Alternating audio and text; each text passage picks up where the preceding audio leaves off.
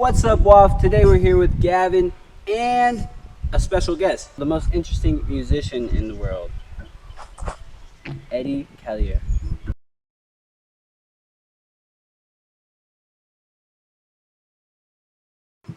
Hello there. Soundboard. Cue the sound. So I'm so excited to have you here.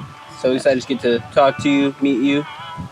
We're at Runyon Canyon, so there's gonna be some noises, but we're gonna do it like Eddie would and make some music. Exactly, some magic here. For those of the people that don't know Edi Callier, tell us more about yourself. Tell us name, age. All right. So after this, all right. This quick this segment commercial break. That's a funny mixture of songs. Just a little bit. The song that was before this one. Anyway, my name is Edi Callier. I'm originally from Portland, Oregon. I live in Los Angeles, California. Came here from Atlanta, Georgia, and I like orange juice and long walks on the beach and sunny days. You heard it here first. It's a sunny day. We took a long walk in the canyon, but we'll go to the beach eventually. It's funny. I found out. I think I like mountains more than beaches, but I like mountains that overlook beaches. That's like my thing. Like I realize that's what makes me happiest in this world. Honestly, I would agree. I just haven't been to the beach. I didn't go to the beach all last summer. So. What? Now I'm in the mountains, but yeah. I don't hate the mountains. Yeah. It's okay. But talking more about you. This is not about me. This is about Edi Callier. Callier, with the French roll and because of the Creole background and all that stuff. Got you. Mm-hmm. What would you say, Edi Callier? No rhyming intended. What is your most prominent artistic hobby? I know what it is, but what would you say? That's a hard one. Well, okay. On a day-to-day basis. So I know. Well, what I do for a living, my vocation. I'm a recording artist, singer, multi-instrumentalist, producer, and all the things like that. But it's funny because actually artistic hobby is also still a thing. There's still things that I just want to do for fun. Exactly. Sometimes. And artistically, I'd say painting. Yeah, it's been a while, but I love to paint. Painting really gets the juices going, really gets things flowing. That's a good way to unlock other artistic, areas. Yeah. Definitely. Get a nice bucket and throw it on a canvas. What was your last painting called? Oh, I don't think I've ever had a name for any of my paintings. Yeah. That's, you know what? You just inspired me. Like the next time I get like a canvas and some paint, when I finish the product, I'm gonna name it something. It's gotta have the most abstract, or really the most basic name, green. Yeah, that's funny. I actually have a song called Green. I'm on a roll right now. You are on a roll. You know what? I think I'm gonna, yeah, that sounds like a good project. I'm gonna do that. But exactly, speaking of background, of course, we heard about you on American Idol. Mm-hmm. We want to know how that was. American Idol, I've only seen it on TV. Tell me about, the background. Tell me about behind the scenes, how you were treated. Yeah. How it was to be, back there in the midst of everything. I think my favorite part about it is the people that I met there. For sure. Being in that space with so many people that made the conscious decision that this is what they want to do for the rest of their lives, being able to be in a space where people really just genuinely love music and they're really talented, really good at it. Also, American Idol has a type. So, they definitely grabbed a whole bunch of people who had been through some stuff, people who were like healing on their journey and all of that. And so they reached out to you? Yeah, they did. Wow. They did.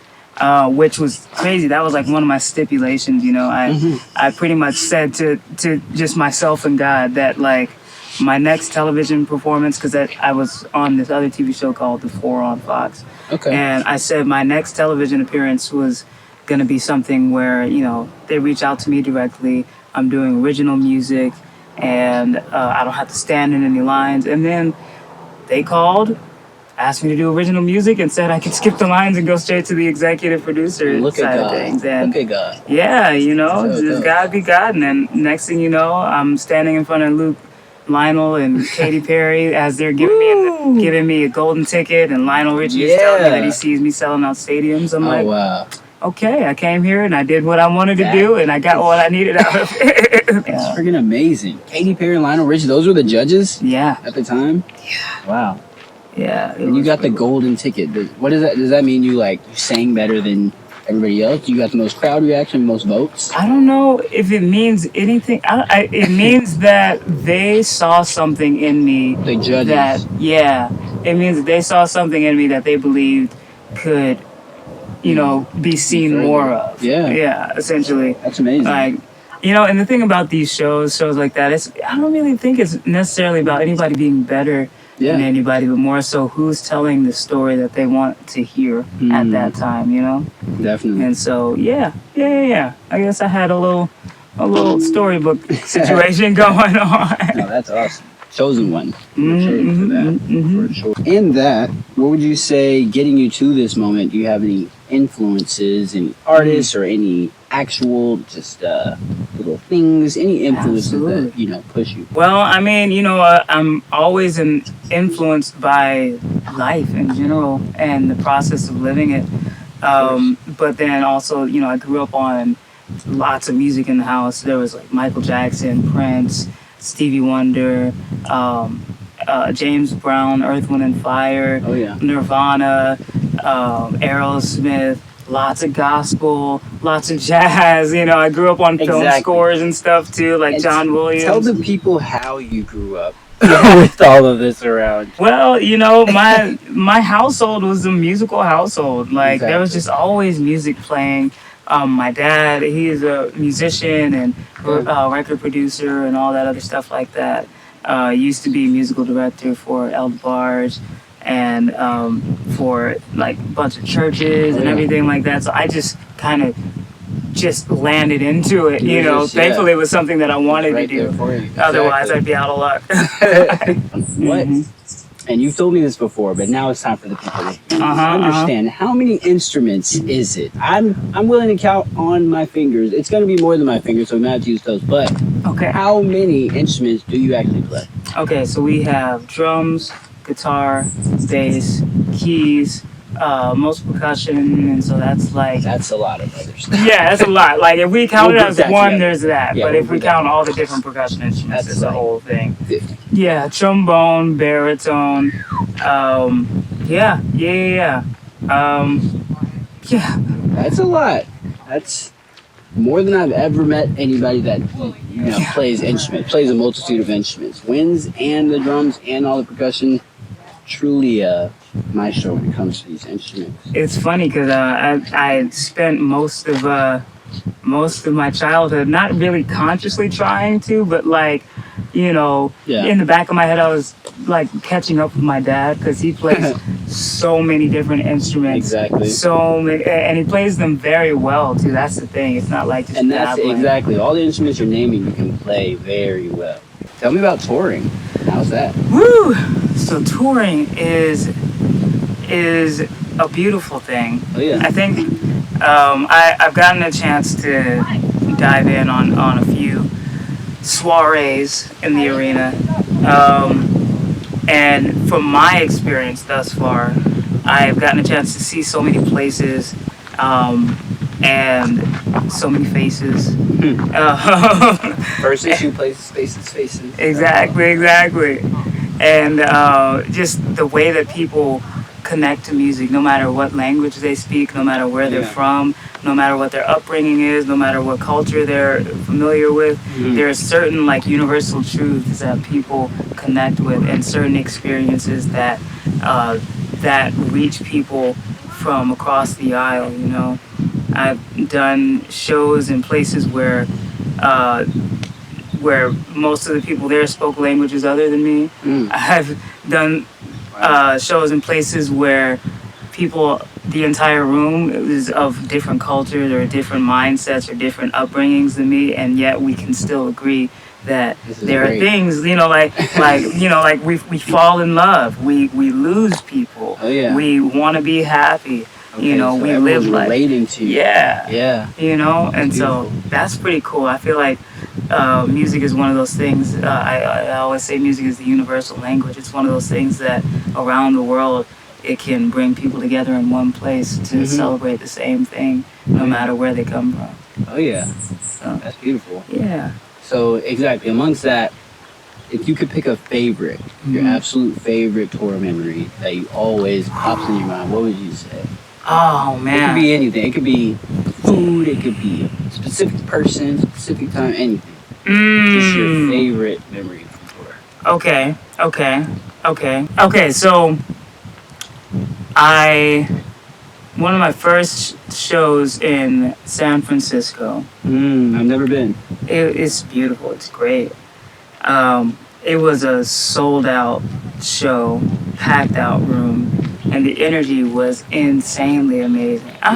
Actually, you know what? Okay, so there are my favorite memories, and then there are the ones that change.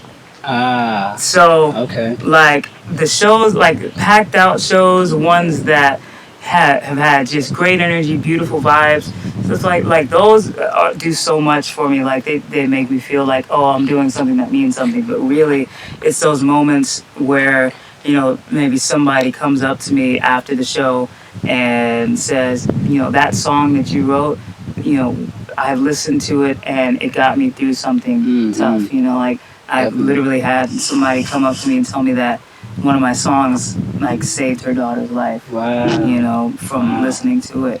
Oh yeah. And those are the moments that make me really realize like this is so much deeper than me. Of course, that's super deep. Yeah. It means something to other people. Yeah. For sure. You doing your service, you putting out your art is helping someone else express themselves, be them, feel comfortable on their day to day. Yeah, exactly. It's just, I don't see why you wouldn't want to continue being great. Exactly, Yeah. I got a cool question for you. Okay. Tell me about your scarf, Esmeralda. Ooh, Esmeralda. So Ezzy, she came into the picture some years ago. I remember after one of the shows that I did in Atlanta, someone came up to me and gave me this beautiful scarf. Oh wow. And I, in the beginning stages, when I had Esmeralda, I was tying her around the mic stand, and essentially that was me saying, okay, this is my space now. Now that I would do open mics and all these other shows with a bunch of people on the lineup, and then I go up there, I tie that scarf around the mic stand, and I'm like, all right, this is home now. And after one show, somebody said, well, she's got to have a name, and I was like, well, I guess something exotic, something beautiful, and then the name came up, Esmeralda, and I was like, that sounds about right. And you stuck with you ever since? Yeah, ever since. Now these days, I've gotten to a place where anywhere where my feet tread, I'm like, this is my territory, Exactly. But I still have her with me and on me, like at all times. I even have. Yeah. Wow. Yeah. That's Esmeralda. That's Esmeralda. Esmeralda. Amazing. That's brown. Yeah. That's great. Thank you. 2 more questions for you. All right. I usually like to do this. You can do 3 to 5 words. Okay. Max. Ooh. Okay. In 3 to 5 words max, how does doing what you do art-wise make you feel? Oh, fulfilled, purposeful, happy. That's 3. Fulfilled, purposeful, happy. That's 3 great ones. Joyful. And this last one's hard. Okay, good one. Effervescent. Ooh. Yeah. Dictionary, please. Yeah. Effervescent. Yeah. Oh yeah. Yeah. We're gonna let everybody else look that up. We're not. Yeah, exactly. Exactly. Yeah. You guys do your homework. Get on a little Webster going. Yeah. Y'all do your homework on that word. What is next for Edi Callier?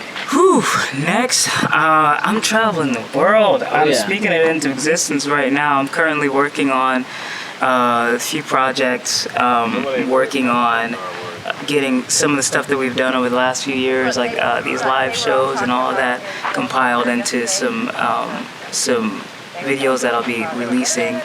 And, you know, I just want people to be able to experience what it is that we do, you know, even from their homes, from their phones, from their TVs, from whatever. You know, I want people to be able to experience that so that they know what to expect and what to be ready to sing along to when they get to the shows, you know? And, yeah, just growing and building and being able to see what I'm doing impacting the world on a grand scale. Oh, yeah. So, yeah. I can't wait to see it. I know they can't wait to see it. You guys are gonna see it whether you want to see it or not. Edi Callier is a freight train that you just got hip to him now, so no need to thank us. Just be happy that you get to go listen to Green. Yes. Go listen to Muse. some other Muse. Yeah, that's another new single. I mean, go listen to the whole catalog. Oh yeah, it's all out there. Go check it out. Yeah, and tell your friends, and tell your friends to tell their friends, and tell your friends to tell their friends, and all the friends that they have, and their aunties, and their uncles, and their grandmas, and their sisters, and their ex-cousin-in-law Thursday, Wednesday dinner. Family, friends. Don't forget pets. And the pets. Don't tell the forget dogs, tell the cats, tell the rats, tell the snakes, tell the bats, like tell all of the ats. All of them. Because they gotta know where it's at. They gotta know where. And even give us what season was it, American Idol? Do you remember? It was season 22. So the 2024 season that I was a part of. Edi Callier get that golden ticket, season 22 American Idol. Greatness. But yeah, that was our interview. Super happy to have you. Thank you for having me. Edi Callier, ladies and gentlemen. Go check him out for sure. And we will see you guys next time with me, Gavyn, and what are we feeling?